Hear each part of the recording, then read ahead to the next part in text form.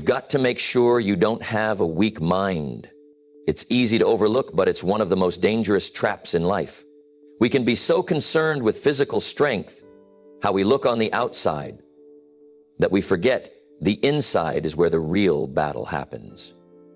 If you're not careful, if you're not deliberate in training your mind, you'll develop habits that weaken you from within.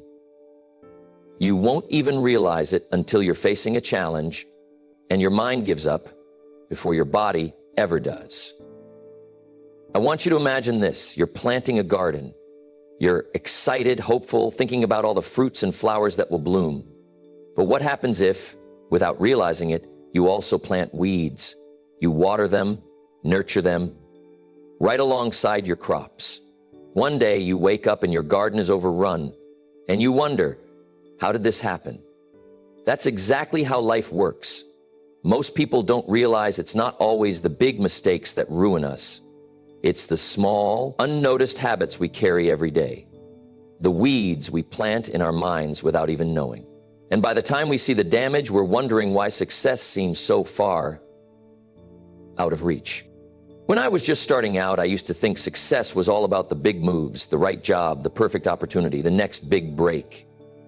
But what I learned, and I learned it the hard way, is that success or failure starts in the little things, the tiny decisions you make every day, the habits that either build you up or tear you down. And let me tell you, it wasn't the things I did right that taught me the most. It was the habits I didn't even realize were holding me back. Let me tell you a quick story. I had a friend, brilliant, talented, had all the potential in the world. But year after year, nothing changed. His life stayed exactly the same. And you know why? It wasn't because of bad luck or lack of opportunity. It was because of the habits he refused to let go of. Habits that quietly sabotaged every step forward. Now, I don't want you to be that person. So today, we're going to uncover the habits that are ruining your life before they ruin your future.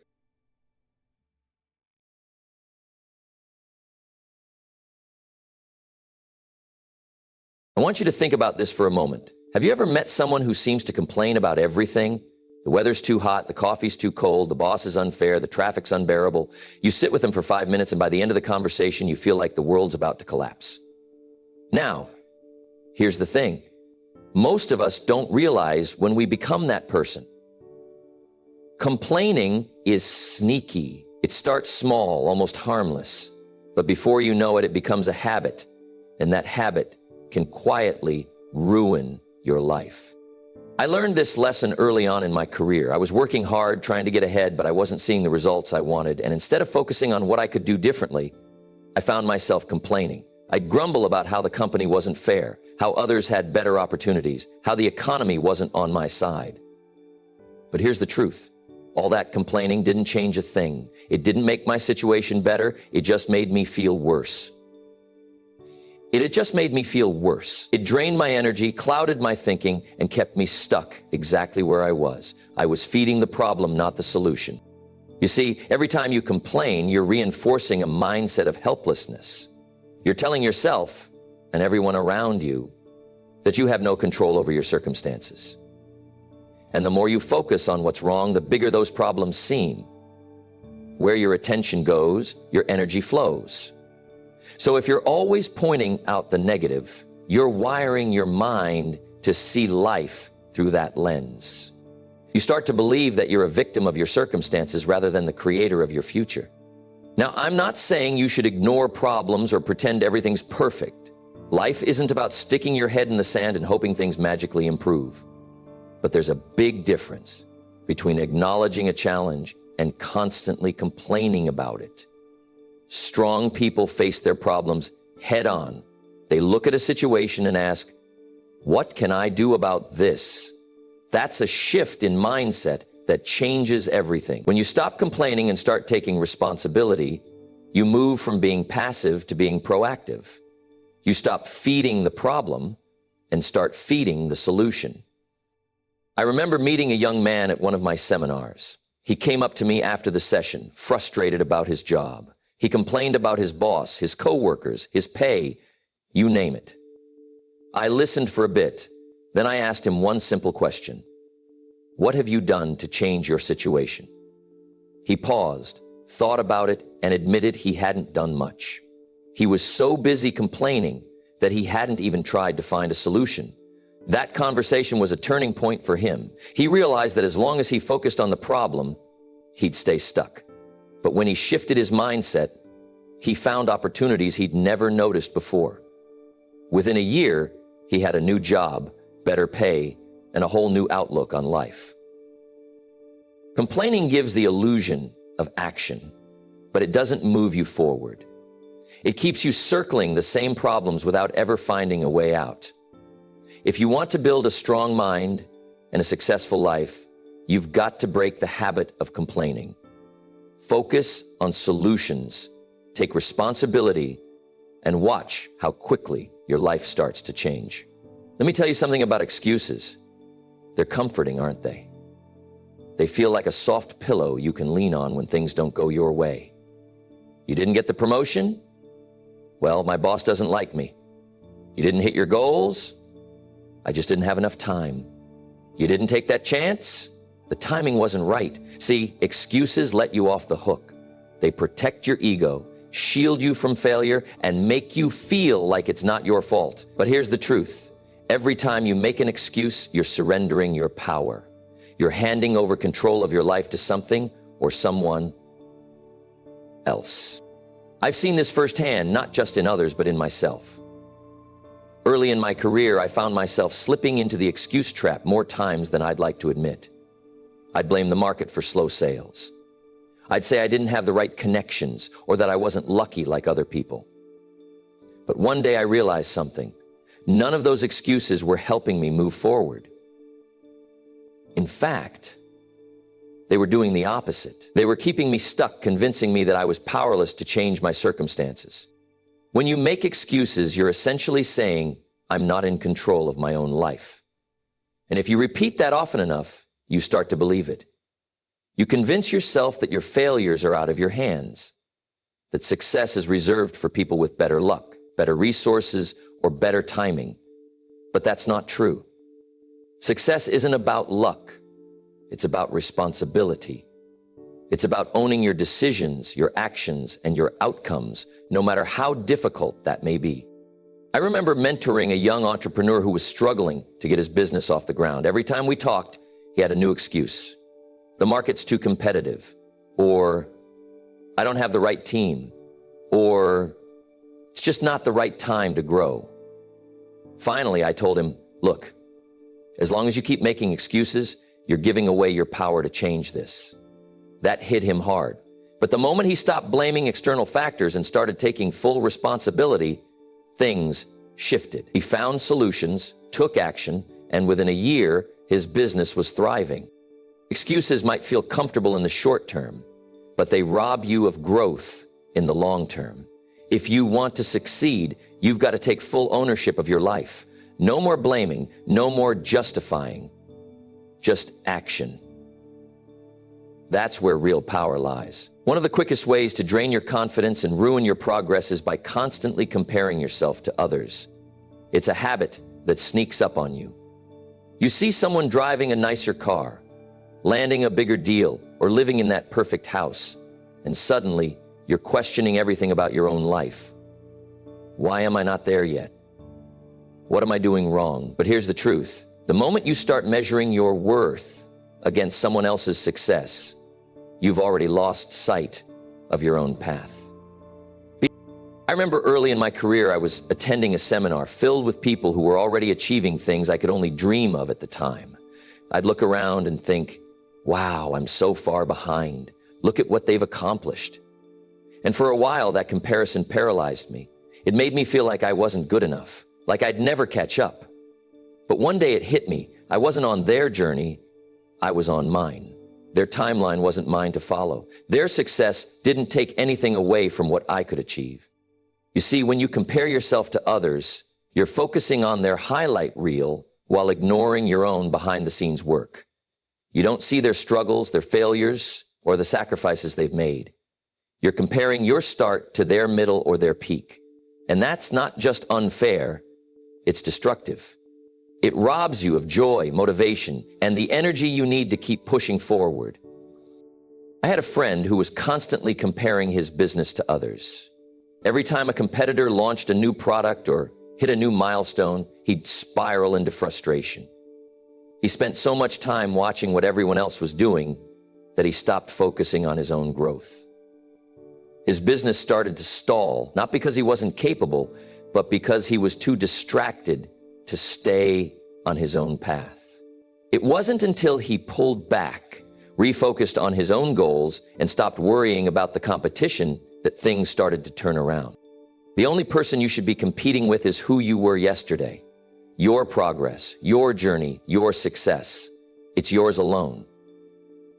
Stay focused on your own path, because that's where your true growth happens. Chasing perfection is one of the most deceptive traps you can fall into.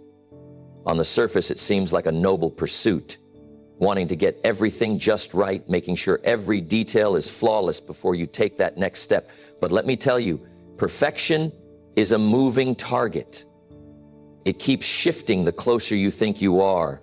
And while you're busy trying to perfect every little thing, life is passing you by, opportunities are slipping through your fingers, and progress grinds to a halt. I've seen it time and time again. People with brilliant ideas, incredible potential, and all the tools they need to succeed, but they're stuck waiting for the perfect time, the perfect plan, the perfect version of themselves. And guess what? That perfect moment never comes. You end up in this cycle of overthinking, overplanning, and overanalyzing until you've talked yourself out of action entirely. I remember early in my career, I had this big idea for a seminar I wanted to host. I spent months, tweaking the materials, adjusting the content, rehearsing every line until it sounded just right. I kept telling myself, it's not ready yet, it needs to be better. But the more I tried to perfect it, the further away I felt from actually launching it. Finally, a mentor of mine said, "You're never going to get it perfect. Just get it going." That advice changed everything for me. I realized that perfection wasn't the goal, progress was. So I launched the seminar, and you know what? It wasn't perfect, but it was good enough.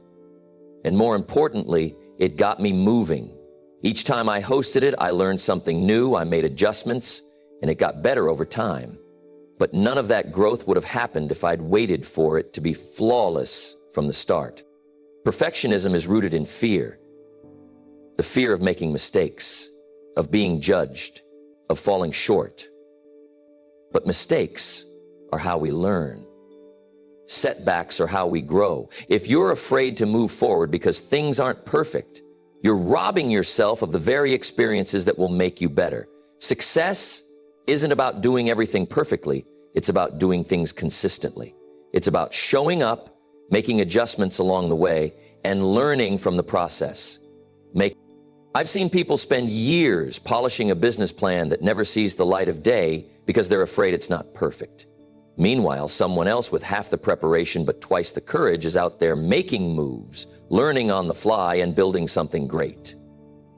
The truth is, imperfect action beats perfect inaction every single time. You don't need to have it all figured out to start. You just need to start. Because perfection isn't what leads to success. Progress does. The past is a place of reference, not a place of residence. But too many people make the mistake of living there, carrying their old mistakes, regrets, and disappointments like heavy luggage they refuse to set down. They replay past failures, dwell on missed opportunities, and let yesterday dictate what they believe is possible today. But here's the truth. The more time you spend looking backward, the less energy you have to move forward. I remember talking to a man who had lost everything in a failed business venture. He told me, "I should have seen it coming. I should have made better decisions. I should have listened to the right people." He was stuck in an endless loop of regret, replaying the past as if somehow going over it one more time would change the outcome, but it wouldn't. The business was gone, the money was gone, and the only thing left to do was decide what to do next. But as long as he kept living in what was, he couldn't step into what could be. Regret is one of the heaviest burdens to carry. And if you're not careful, it will steal your present and your future. Maybe you made bad choices. Maybe you trusted the wrong people. Maybe you let an opportunity slip through your fingers. So what? Who hasn't? Every successful person you admire has a story of failure, of mistakes, of things they wish they'd done differently. But here's what sets them apart. They didn't let their past failures define them. They learned from them, adjusted their course, and kept moving forward. Some people are stuck not because of failure, but because of nostalgia. They're always talking about the good old days, about how things used to be better, about how they wish they could go back. But living in the past, even the good parts, can be just as dangerous as dwelling on failure. Because if you're always longing for the way things were, you'll miss the opportunities right in front of you. The world is moving forward, and you've got to move with it. I once heard a great analogy. Driving through life while staring in the rearview mirror is a guaranteed way to crash. That mirror is there for quick glances, for lessons, for reminders. But it's not where your focus should be. Your focus should be on the road ahead. The past has lessons to teach, but your future is where your power lies. At some point, you have to make a decision. Will you let your past define you, or will you use it to refine you? Will you stay stuck in regret, or will you take what you've learned and build something better? Because life isn't waiting for you to make peace with yesterday. It's happening right now.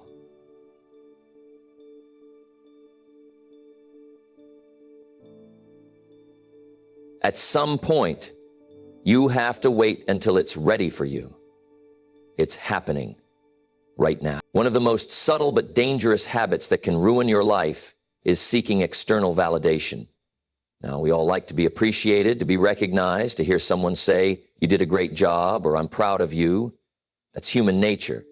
But the problem starts when you begin to rely on that approval to feel good about yourself. When your self-worth is tied to the opinions of others, you're handing over control of your happiness. And that's a risky way to live. I remember early in my career, when I was first starting out in business, I found myself constantly looking for approval. I wanted to make sure everyone thought I was doing the right thing. I'd ask for opinions, wait for people to nod their heads, and only then would I feel confident in my decisions. But here's what I realized. No matter how many people patted me on the back, it never felt like enough. And the minute someone criticized me or doubted my path, all that confidence would crumble. I was building my self-esteem on shaky ground, and it showed. When you let other people define your worth, you're always at their mercy. One day they like you, the next day they don't. And if you're constantly chasing their approval, you'll find yourself on an emotional roller coaster, up when they approve, down when they don't. It's exhausting, and it keeps you from focusing on what really matters: your own growth, your own journey. Think about it this way. Imagine you're working on a big project, something you're passionate about. You put in the hours, you pour your heart into it, and when it's done, you feel proud.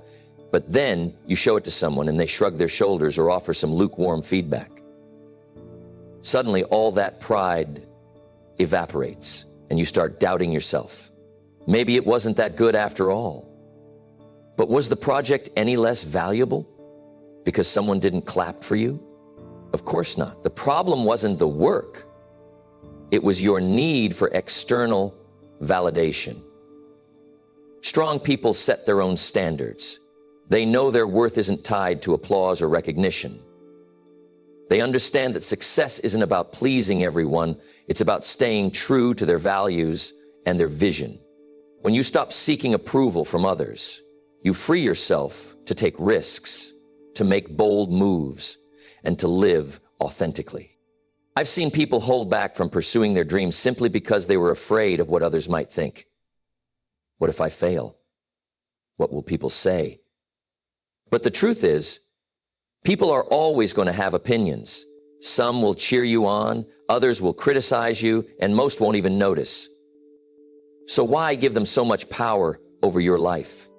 At the end of the day, The only validation that truly matters is the one that comes from within. When you can look in the mirror and know you're doing your best, when you can stand by your choices with confidence, that's when you've tapped into real strength. And that kind of self-assurance, it's unshakable. One of the biggest mistakes people make, the habit that quietly ruins their chances of success, is quitting too soon. We've all been there. You start something with excitement, full of energy and motivation. But then the challenges come. The setbacks pile up. Things don't go as planned, and suddenly, that enthusiasm starts to fade. You begin to wonder, maybe this isn't for me. Maybe it's too hard. Maybe I should just give up. But here's the truth. Most people give up right before they're about to break through. I remember a time early in my career when I was struggling in business. I had tried everything I could think of, worked long hours, invested in new strategies, and yet the results just weren't showing up. I felt frustrated and defeated.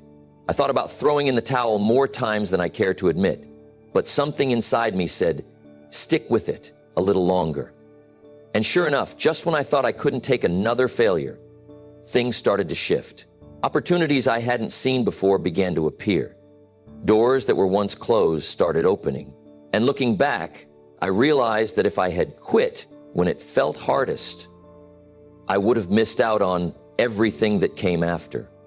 You see, success doesn't happen overnight. It's not a straight path. It's filled with detours, dead ends, and obstacles that test your resolve.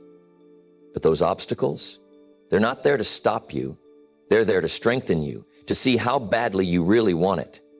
And most people fail, not because they lack talent or opportunity, but because they simply gave up too soon. Think about the miner who digs for gold. He's chipping away at the rock day after day, but he can't see how close he is to the treasure. And then when he's just inches away from striking gold, he gives up, thinking it's hopeless. But if he had just kept digging a little longer, he would have hit the jackpot. Life works the same way. You might not see how close you are to your breakthrough, but that doesn't mean it's not right around the corner. I've seen people quit on their dreams, their goals, and even their relationships because things got tough. But here's the thing. Anything worth having is going to challenge you.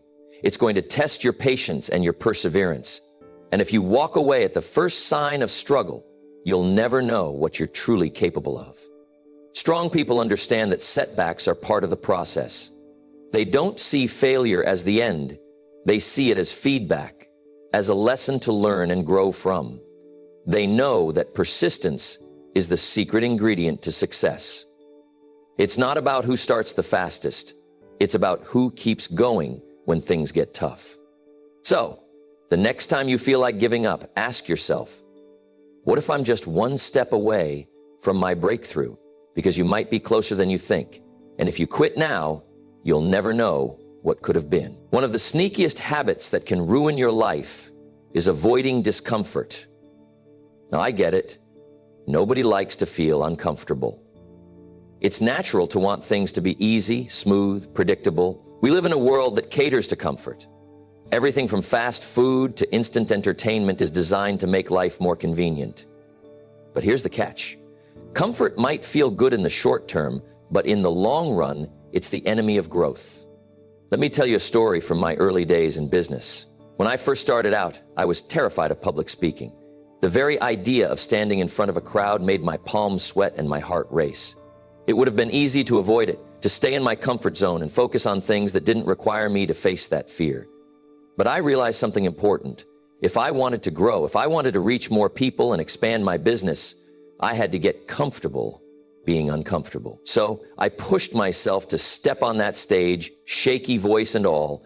It wasn't perfect, but each time I faced that discomfort, I got a little better. Eventually, something amazing happened. I started to enjoy it. But that transformation never would have happened if I had avoided the discomfort in the first place. You see, growth doesn't happen in your comfort zone. It happens when you stretch yourself. When you do things that challenge you, that scare you, that make you question whether you're capable. It's in those moments of discomfort that you discover what you're really made of. But if you constantly choose the easy path, You're robbing yourself of those opportunities. You're trading your potential for temporary comfort. Think about this. When you go to the gym, it's not the easy workouts that build your strength. It's when you push through that last rep, when your muscles are burning and you feel like you can't go any further. That's where the growth happens. Life is the same way. The more you avoid discomfort, the weaker you become, mentally and emotionally. But when you face it head on, you build resilience, confidence, and strength. I've met people who had big dreams, incredible potential, but they never realized it because they couldn't handle discomfort. They'd start something new, but the moment it got hard, they'd back off. They'd settle for less because stepping into the unknown felt too risky. But here's the truth. If you're not willing to be uncomfortable, you're not willing to grow. Every worthwhile achievement in life requires some level of discomfort. Whether it's learning a new skill, starting a business, or improving your relationships, you have to be willing to face challenges, to deal with setbacks, to embrace the struggle. I want you to remember this. Discomfort is temporary, but the growth it brings is lasting. Every time you step out of your comfort zone, you expand it. What once felt impossible starts to feel doable. And that's how you grow, how you achieve more than you ever thought possible. So don't run from discomfort, run towards it.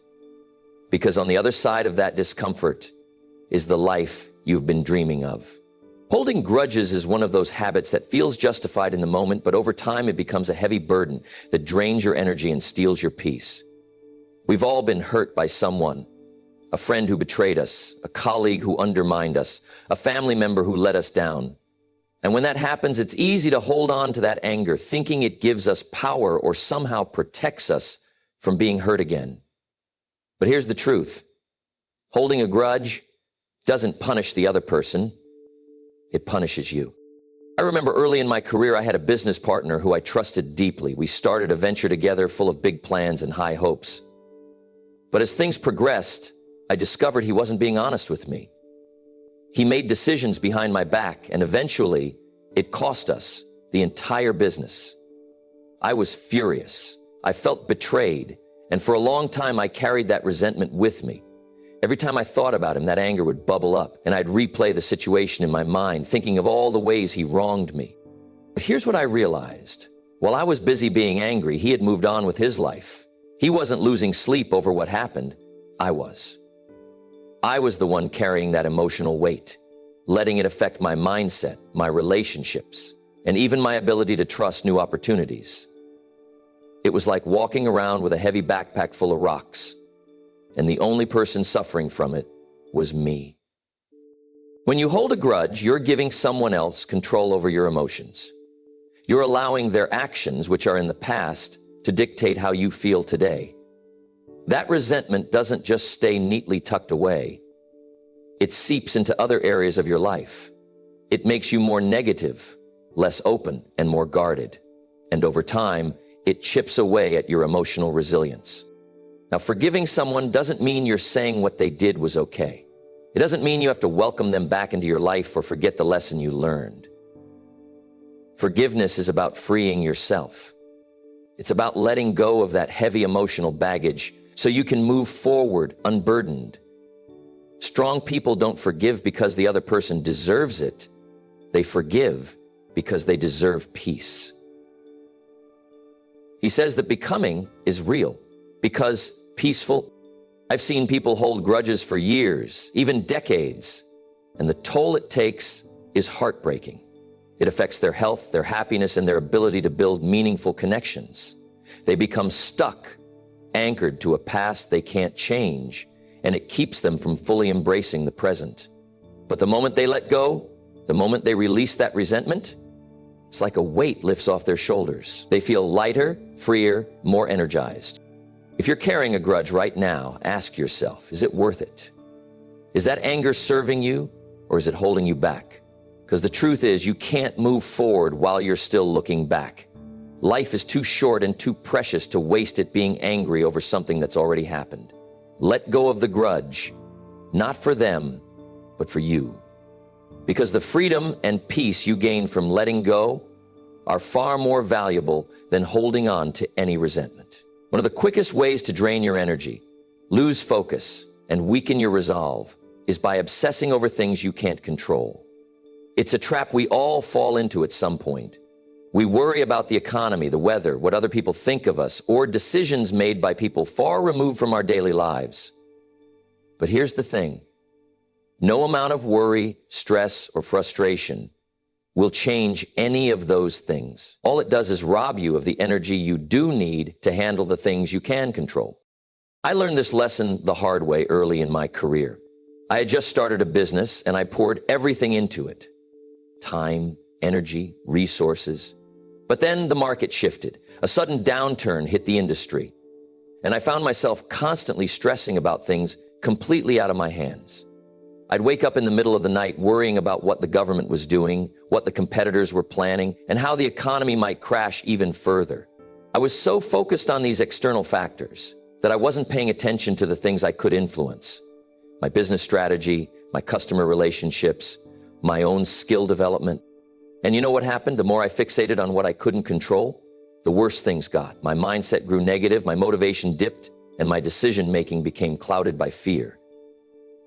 It wasn't until I shifted my focus back to the areas where I did have control that things started to turn around. I couldn't control the market, but I could control how I adapted. I could control the competition, but I could control how I adapted. I could control how I delivered value to my customers. That's where real progress happened, not in worrying, but in acting on the things within my reach. When you spend your time and mental energy fixated on things outside your control, you're essentially spinning your wheels in the mud. You exhaust yourself, but you don't move forward. It's like trying to push a boulder uphill that's never going to budge. And while you're busy doing that, life is passing you by. Opportunities slip through your fingers because you're too busy fighting battles that were never yours to fight in the first place. Strong people recognize this. They know the difference between what they can influence and what they can't. They don't waste time trying to change the unchangeable. Instead, they focus on their actions, their mindset, and their responses to the challenges life throws at them. That's where your power lies. Not in controlling the world, but in controlling your world. Now, that doesn't mean ignoring reality or pretending problems don't exist. It means facing those problems head on, but directing your energy towards solutions instead of complaints. You can't stop the rain, but you can carry an umbrella. You can't change the economy overnight, but you can adjust your spending, sharpen your skills, and find new ways to create value. I've seen people spend years trapped in frustration over things they have no power to change. They complain about their boss, their neighbors, the government, or their circumstances, but they never stop to ask, what can I do differently? And that's the question that separates those who succeed from those who stay stuck.